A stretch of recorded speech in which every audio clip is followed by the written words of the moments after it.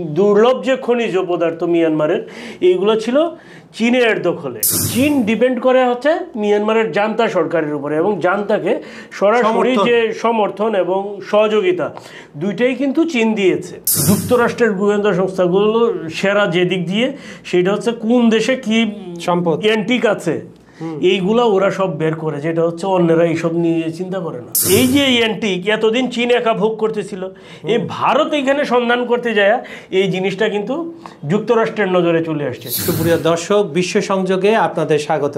ছুটির দিনে আপনাদের সঙ্গে রয়েছে আমি কাজল হায়দার, আর আমার সঙ্গে রয়েছেন সিনে সাংবাদিক বিশ্বজিৎ দত্ত ভৌমিক। বিশ্বদা, ছুটির দিন ঘোরাফেরার মনে প্ল্যান ছিল, সেখান থেকে সময় বের করে আমাদেরকে দেওয়ার জন্য আমার পক্ষ থেকে এবং দর্শকদের পক্ষ থেকে আপনাকে ধন্যবাদ জানাচ্ছি। ধন্যবাদ আপনাকে, ধন্যবাদ দর্শকদের।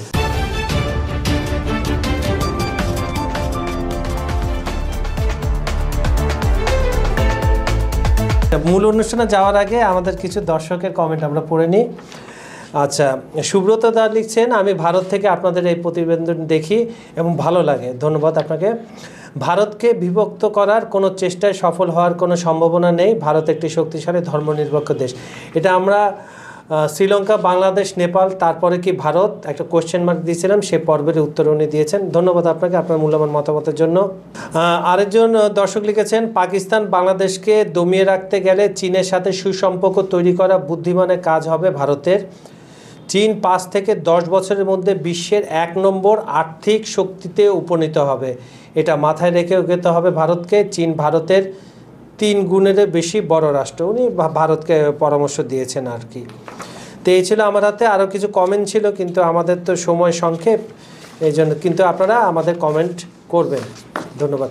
মূল অনুষ্ঠানে আমরা ফিরে যাই। দাদা, আপনার কাছে আমার একটা প্রশ্ন। সারা পৃথিবীতে অনেক কিছু মূল্যবান ছড়িয়ে ছিটিয়ে আছে, ঠিক আছে? সম্পদ বলেন, আরও কিছু আছে। সেটা হচ্ছে এখন ফোকাসটা পড়ছে মিয়ানমারের দিকে। মিয়ানমার একটা অস্থির দেশ, সেখানে আপনার জান্তা সরকারের সাথে বিদ্রোহীদের যুদ্ধ হচ্ছে। অনেক বিদ্রোহী তো একটা গোষ্ঠী না, কিন্তু অনেকগুলো গোষ্ঠী মিলে, এবং অনেক এলাকা দখল তাদের নিয়ন্ত্রণে রয়েছে। এখানে আপনার কিছু অংশ ভারতের সাপোর্ট, কিছু অংশ চীনের সাপোর্ট, অনেক কিছু আছে। এই ওদের কারণে আমাদের রোহিঙ্গা আমাদের দেশে আসছে, আমরাও ভুক্তভোগী। কিন্তু মিয়ানমারে এমন কি পাওয়া গেল যে হঠাৎ করে ভারত, চীন এবং সেই শুধু 7 সমুদ্র 13 নদীর পাড়ের দেশ যুক্তরাষ্ট্র, ইভেন পশ্চিম আরব ঝাঁপিয়ে পড়ছে এর উপরে। আসলে ঘটনাটা কি পাওয়া গেছে? রত্ন ভান্ডার না কি ভবিষ্যতের জন্য উপদেয় কিছু একটু বলেন আমাদের। রত্ন ভান্ডার তো বটেই। আচ্ছা, যে সম্পদ মূল্যবান তাই তো রত্ন, এবং তা মাটির নিচেই থাকে। মিয়ানমার হচ্ছে যে রত্ন পাথরের জন্য পৃথিবীর সবচেয়ে প্রসিদ্ধ অঞ্চল, বিশেষ করে মিয়ানমারের কাচিন অঞ্চল, কাচিন রাজ্য, যেটা কাচিন রাজ্য, এরপরে হচ্ছে চীন। হ্যাঁ, এই রাজ্যগুলোতে হচ্ছে সবচেয়ে বেশি রত্ন পাথর পাওয়া যায়। এই রত্ন পাথর এর চাহিদা কিন্তু সারা বিশ্বে, এই খনিজ পাথরের চাহিদা কিন্তু বিশ্বব্যাপী। আচ্ছা, আপনি একটু রত্ন মূল্যবান তো বটেই, রত্ন পাথর এটাই না দাদা, আমি তো বলছি অর্নামেন্টসের কথা। এটা আসলে কি রত্ন একটু দর্শকদের যদি ভেঙে না, আমি যদি 2-1টার নাম বলি, হ্যাঁ, শুধু এইটুকু বলি যে এই যে চুনি, পান্না, নীলকান্তমণি, এইসব যেসব জিনিস আছে, হ্যাঁ, তারপরে আরও কি যেগুলো যে গ্রহ নক্ষত্র বিষয়ক যে পাথর, এই অ্যান্টিক পাথর, যে পাথর, এই পাথরগুলো হচ্ছে প্রসিদ্ধ জায়গা হচ্ছে মিয়ানমারের ওই অঞ্চলটার কথা বললেন। এবং প্রথম যে এখান থেকে এই পাথরের চাহিদা কিন্তু বিশ্বজোড়া, এবং যেটা হচ্ছে যে এটা দামি পাথর, খুবই দামি, এটা হচ্ছে একটা বিষয়। ভাগ্যিস আমি কোনো রাষ্ট্রপ্রধান না, তাহলে তো আমার ওয়াইফ আমাকে বলতো ওখানে জায়গা তুমি দখল করো। প্রথমে বলে জায়গা আমরা মূল অনুষ্ঠানে ফিরে যাই। এখন দেখেন, এইটা না শুধু, এখানে এমন কিছু খনিজ আছে যেগুলো, হ্যাঁ, যে ভারী শিল্প, ভারী মেশিনারি, ভারী প্রযুক্তির ক্ষেত্রে ডেভেলপিং প্রযুক্তি যেটা, এর ক্ষেত্রে এই জিনিসগুলো খুবই গুরুত্বপূর্ণ ভূমিকা রাখে। যেমন হচ্ছে ধরেন যে এই কাচিন রাজ্যের চিপওয়ে একটা এলাকা আছে, এখানে হচ্ছে রেয়ার আর্থ মাইন পাওয়া গেছে, হ্যাঁ, মানে খনিজ পাওয়া গেছে, দুর্লভ খনিজ। এই খনিজটা কাজ হচ্ছে কি জানেন, যে এটা হচ্ছে ম্যাগনেটিক যে ফিল্ড, হ্যাঁ, এই চুম্বকীয় পদার্থ, এটা হচ্ছে, এটা তো ভারী মেশিনারিতে আপনার এতে অ্যাডভান্স টেকনোলজির ক্ষেত্রে এটা খুবই গুরুত্বপূর্ণ একটা খনিজ। এইগুলা তো হচ্ছে খুব ম্যাগনেটিক ফিল্ড খুব বেশি, ফলে হচ্ছে কি এইগুলোকে ইলেকট্রিক প্রোভাইড করলে এটা দেখা যায় আরো 1000 গুণ বেশি হয়ে যায়। সেই ক্ষেত্রে হচ্ছে এইগুলা দিয়ে মানে আপনার শত্রু অস্ত্র মোকাবেলা নিয়ন্ত্রণ করা যায়। আচ্ছা আচ্ছা, এই কারণে হচ্ছে এই জিনিসগুলো খুবই দুর্লভ, আর এই জিনিসগুলো হচ্ছে বেশি হচ্ছে ওই কাচিন রাজ্যে। ফলে এতদিন পর্যন্ত বিশ্বের এই জিনিসগুলো হচ্ছে চীনের দখলে ছিল। এই দুর্লভ যে খনিজ পদার্থ মিয়ানমারের, এইগুলো ছিল চীনের দখলে। এখন যেটা হচ্ছে, চীন ডিপেন্ড করে কার উপরে? চীন ডিপেন্ড করে হচ্ছে মিয়ানমারের জান্তা সরকারের উপরে, এবং জান্তাকে সরাসরি যে সমর্থন এবং সহযোগিতা দুইটাই কিন্তু চীন দিয়েছে। ফলে যেটা হয়েছে, এখন কাচিন রাজ্যে হচ্ছে কি, কাচিন রাজ্য এখন আর জান্তার নিয়ন্ত্রণে নেই। কাচিন রাজ্য চলে গেছে কার নিয়ন্ত্রণে? বিদ্রোহীদের নিয়ন্ত্রণে। বিদ্রোহী কারা? Kachin independent army. বিদ্রোহীদের কারা আপনার প্রোভাইড করতেছে? Kachin independent army. এদেরকে তো নিশ্চয়ই তারা কেউ অস্ত্র দিচ্ছে, কেউ সহযোগিতা দিচ্ছে। সে দেশের নামটা কি আপনি বলতে ভয় পাচ্ছেন? না, এই জায়গায় বলতে গেলে সমস্যা আছে। ঠিক আছে, সমস্যা বলতে কি, দর্শক কিছু জায়গায় জানাবেন আপনাদের মাথায় বা মনে কোন দেশের নাম আসছে। কারণ হচ্ছে যদি আমি বলি তাহলে দেখা যাবে কি টুডে অর টুমোরো আপনার এতে স্ট্রাইক খাবে। আচ্ছা, ইউটিউবে এর জন্যই হচ্ছে নামগুলো সাধারণত একটু করে বলতে হয়। ম্যাপে একটু দেখাতেন যে দর্শকদের যে কোন এলাকায় সবচেয়ে বেশি। এইটা হচ্ছে মিয়ানমার, এই দিক হচ্ছে চীন, এই যে এই পর্যন্ত চীন, এই দিকটা হচ্ছে এই যে ইন্ডিয়ার বর্ডার কিন্তু খুবই অল্প, ঠিক আছে। এইটা হচ্ছে চীন রাজ্য মিয়ানমারের। এই কাচিন রাজ্যের এই যে এই যে এই অঞ্চলটাতে হচ্ছে রিয়ার মাইন পাওয়া গেছে। এখন যেটা হচ্ছে এইখান থেকে খুব সহজেই কিন্তু যেটা হচ্ছে এই যে চীনে এই দিক দিয়ে চলে যেতে হতো, এই যে পেঙ্গুয়া পোর্ট দিয়ে এই দিক দিয়ে বাইপথে চীনে চলে যেতে পারতো। এখন যেটা হচ্ছে এইখান থেকে কিন্তু ভারতের নেওয়াটা টাফ। এই দেখেন অনেকটা দুর্গম রাস্তা, তো পার্বত্য অঞ্চল। হ্যাঁ, এখন যেটা হচ্ছে যে ভারত কিন্তু এটা কি সম্ভাব্যতা যাচাই পর্যায়ে রয়েছে, এবং ভারত হচ্ছে যে মিয়ানমারের যে এই যে কাচিন যারা এখন নিয়ন্ত্রণে এলাকা, বিদ্রোহী গোষ্ঠী বা এর সাথে সংশ্লিষ্ট যারা আছে যে কোম্পানিগুলো, সেই কোম্পানিগুলোর কাছ থেকে হচ্ছে ভারত নমুনা সংগ্রহ করছে। এবং এটা কিন্তু চাইলেই যে নিয়ে নিতে পারবে বিষয়টা তো তা না। আগে হচ্ছে আপনার এই যে বিষয়টা হচ্ছে কি, যে এই যে খনিজ, দুর্লভ খনিজ, এই খনিজের মধ্যে কি উপাদান আছে সেটা আগে ভারত তো দেখতে হবে, এবং সেইটা আপনি কতটুকু কাজে লাগাতে পারবেন। এটা আমি তো আপনাকে কোশ্চেনটা করতে চাচ্ছিলাম, ভারত যদি খনিজ পেয়ে যায় তাহলে তারা কি কাজে লাগবে? আচ্ছা আচ্ছা, ওই জায়গাটাতে আসি। তার আগে হচ্ছে খনিজ পাওয়ার আগের বিষয়টাতে আসি। হ্যাঁ, কিভাবে পাবে? যেটা হচ্ছে ধরেন ভারত খনি পেয়ে গেল, খনিজ তো নিতে হবে ভারতকে। হ্যাঁ, কিভাবে নিবে? কিন্তু আপনি যে ম্যাপে দেখালেন এটা তো পুরোটাই আপনার কি দুর্গম অঞ্চল। এখন এর জন্য রুট তৈরি করতে হবে। রুট তৈরি করতে হলে যেটা হচ্ছে কাচিন থেকে ইন্ডিয়ার যে বর্ডার ওই দিকেই করতে হবে। চীন রাজ্য দিয়ে তো আপনি সেটা ভারত নিতে পারবে না কাচিন থেকে। কারণ হচ্ছে কি, এইখানে চীনে হচ্ছে ব্যারিকেড দিবে হচ্ছে জান্তা সরকার, তখন তো জান্তার দখলে চলে যাবে। এখন দেখেন কেন তাহলে আপনি এসসিও যে সম্মেলন করেন, চীন ভারত অনেক চুক্তি করলেন, এটা চুক্তি করেন, এটা তাহলে তো মিয়ানমারের সাথে করতে হবে। আচ্ছা, সেইটাও কিন্তু ভারত কিন্তু সেইটাও চাচ্ছে মিং অং লাইয়ের সাথে, যে লাইং যিনি হচ্ছে আপনার জান্তা প্রধান, হ্যাঁ, সিনিয়র জেনারেল, যারা এখনো তার সাথে কিন্তু সাইডলাইন বৈঠক করেছে এসসিও সম্মেলনে। যেহেতু আপনি এসসিও সম্মেলনটাকে টেনে নিয়ে আসছেন, হ্যাঁ, এই বিষয়ে আলোচনা হয়েছে। কি আলোচনা সেটা কিন্তু ভারত ডিসক্লোজ করেনি, এবং কাচিন ইন্ডিপেন্ডেন্ট আর্মির সাথে ভারতের কি আলাপ হয়েছে সেটাও কিন্তু ভারত ডিসক্লোজ করেনি। এখন যেটা হচ্ছে যে আলোচনায় ছিল কারা? আলোচনায় 3টা কোম্পানি ছিল।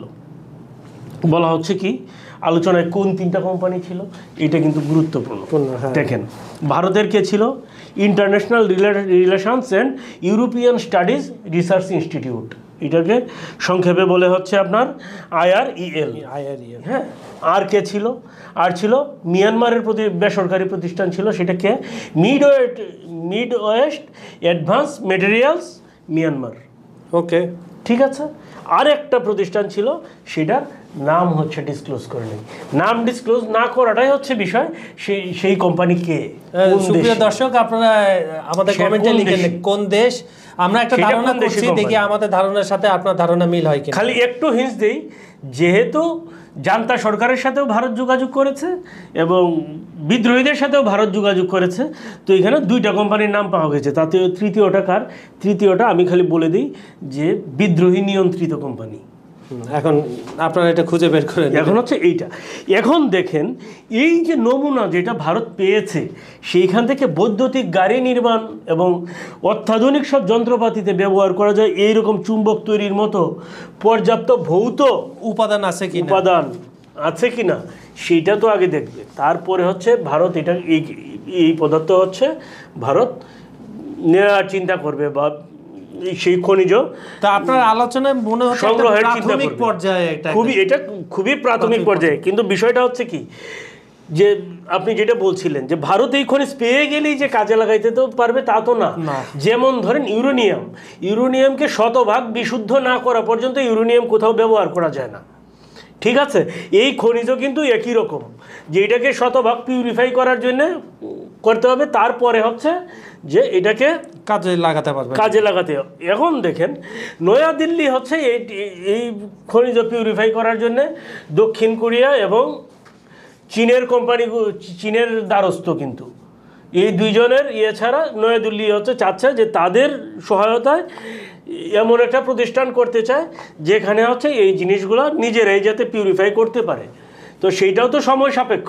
একটা কোম্পানি চাইলে, এটা তো লবণ ফ্যাক্টরি না যে বললেই এক বছরের মধ্যে কোম্পানি হয়ে যাবে। তো সেটা হচ্ছে যে এই পর্যায়ে আছে। এখন দেখেন যে কাচিন ইন্ডিপেন্ডেন্ট আর্মিকে কিন্তু রয়টার্স যোগাযোগ করেছিল কিছু বলার জন্য, কিন্তু রয়টার্সের মেসেজে কাচিন ইন্ডিপেন্ডেন্ট আর্মি যে মুখপাত্র তিনি কিন্তু সাড়া দেন নাই। তো বিষয়টা এই জায়গায়। এখন দেখেন যুক্তরাষ্ট্র, এই যে সম্পদ যুক্তরাষ্ট্র যে সারা পৃথিবীর কোন জায়গায় কি সম্পদ আছে টের পাওয়ার পরে এখানে প্রথম থাবা দেয় যুক্তরাষ্ট্র। আচ্ছা, টের পাই কি নাসার মাধ্যমে, স্যাটেলাইট দিয়ে? না, নিজস্ব গোয়েন্দা সংস্থা দিয়ে। এক্স্যাক্টলি, যুক্তরাষ্ট্রের গোয়েন্দা সংস্থাগুলো সেরা যে দিক দিয়ে, সেটা হচ্ছে কোন দেশে কি সম্পদ অ্যান্টিক আছে এইগুলা ওরা সব বের করে, যেটা হচ্ছে অন্যরা এইসব নিয়ে চিন্তা করে না। এই যে অ্যান্টিক এতদিন চীন একা ভোগ করতেছিল, এই ভারত এইখানে সন্ধান করতে যায় এই জিনিসটা কিন্তু যুক্তরাষ্ট্রের নজরে চলে আসছে। এখন এইখানে কি যুক্তরাষ্ট্র কিন্তু তার মতো করে তারাও লোক লাগিয়েছে এখানে কিভাবে ওটাতে হাত দেওয়া যায়। তাহলে সবার নজর পড়ে গেল। কিন্তু এখন দেখেন এই যে ব্যবসা তো করবে, তাহলে কে আপনি যে কাচিন ইন্ডিপেন্ডেন্ট আর্মি। হ্যাঁ, এখন দেখেন এই যে যুক্তরাষ্ট্র এটা করার ফলে যুক্তরাষ্ট্র কিন্তু নিজে একা করবে না। যদি যুক্তরাষ্ট্র সরাসরি না করতে পারে তাহলে এখানে পশ্চিমাদেরকে যুক্তরাষ্ট্র ইনভলভ করবে, মিত্রদেরকে ইনভলভ করবে। এইটা হচ্ছে প্রথমে তো সে একলা চেষ্টা করবে না, সে তো তার মতো চেষ্টা করছে অলরেডি। সে বিভিন্ন মাধ্যমে হচ্ছে যোগাযোগ করার চেষ্টা করছে, কিন্তু সেখানে সে পাচ্ছে না, অ্যাক্সেস পাচ্ছে না। হ্যাঁ, তো এর জন্য আবার দেখা যাবে যে ওই যে ডিপ স্টেট শুরু করবে ওখানে। তো এখন যেটা হচ্ছে যে ভারতের যে এই যে international relations and European studies research institute, এইটা হচ্ছে একটা PSU কোম্পানি। PSU কোম্পানি বলতে বোঝায় কি, পাবলিক সেক্টর আন্ডারটেকিং কোম্পানি। হ্যাঁ, এই কোম্পানি হচ্ছে অ্যাটমিক এনার্জি নিয়ে কাজ করে। তার মানে খুব সহজেই বোঝা গেছে, হ্যাঁ, এটা পারমাণবিক দিকে যাবে। হ্যাঁ, এটা কোন দিক দিয়ে যাবে। তো যেটা হচ্ছে যে দেখেন চীন হচ্ছে এ তো বিশাল আয়োজন নিয়ে শুরু করেছে, এখন ভারতও ওইটার দিকে নজর দিয়েছে, এখন যুক্তরাষ্ট্রও নজর দিয়েছে। ফলে কি হলো, কপাল কিন্তু খুলে গেল আলটিমেটলি কার? মিয়ানমারের। হ্যাঁ, মিয়ানমারের কেআইএ যাদের নিয়ন্ত্রণে এই এলাকা। জানতা কেআই তো আর বলে নাই যে কাচিন, তো বলেন কাচিন প্রদেশ নিয়ন্ত্রণে নিয়ে। এই কাচিন ইন্ডিপেন্ডেন্ট আর্মির জন্ম হচ্ছে 1961 সালে। হ্যাঁ, সে 1961 সনে কে ছিল ক্ষমতায়, তখন ক্ষমতায় ছিল হচ্ছে কি সুচির যে বাবা। ঠিক আছে, আর ওই সময় জাতিসংঘের মহাসচিব ছিল মিয়ানমারের উথান্ড। বেলজিয়ামের একজন বিশেষজ্ঞ বলেই দিছে, যদি তত্ত্বগতভাবে ধরা যাক ভারত এসব খনিজ পেল, তাহলে তারা সেগুলোকে আলাদা করে ব্যবহারযোগ্য পণ্য বানাতে পারবে, কিন্তু আন্তর্জাতিক বাজারের জন্য কার্যকর মাত্রায় উৎপাদন করতে তাদের অনেক সময় লেগে যাবে। সেইটাই তো আমি সেটাই, হ্যাঁ সেটাই। তো সুপ্রিয় দর্শক, ছুটির দিনে আপনাদেরকে এই অনুষ্ঠান ধৈর্য সহকারে দেখার জন্য ধন্যবাদ। আজকের বিষয়টা সেই খনিজ সম্পদ নিয়েই, সারা বিশ্বের খনিজ সম্পদ নিয়ে বিভিন্ন দেশের ধনী রাষ্ট্রগুলোর মধ্যে এক ধরনের প্রতিযোগিতা চলে। প্রতিযোগিতায় কে আগাবে, যে দেশের সম্পদ তার সাথে কার চুক্তি হবে, চুক্তিটা হলে কি ভিত্তিতে চুক্তি হবে, সব কিছু নির্ভর করে খনিজ সম্পদ কি পরিমাণে রয়েছে, আপনি কি কাজে লাগাবেন। আর খনিজ সম্পদ এখন দেখা যায় বেশিরভাগ মানব কল্যাণের চাইতে মানব ধ্বংস করার জন্য বেশি ব্যবহার হয়, যেটা আমরা কখনো সাপোর্ট করি না। তো আপনারা ভালো থাকবেন, সুস্থ থাকবেন, ছুটির দিনে বেরিয়ে আসুন আপনার পরিবার পরিজনকে নিয়ে ঢাকার আশেপাশ থেকে, আর সময় থাকলে কক্সবাজারে ঘুরে আসুন না, ভালোই সময় কাটবে। আপনারা ভালো থাকবেন, আমাদের ভিডিওগুলো লাইক কমেন্টে শেয়ার করবেন। আজ এখানে বিদায় নিচ্ছি, আপনাদের সাথে আবার শনিবার দেখা হবে, ততক্ষণ ভালো থাকবেন। ধন্যবাদ সবাইকে।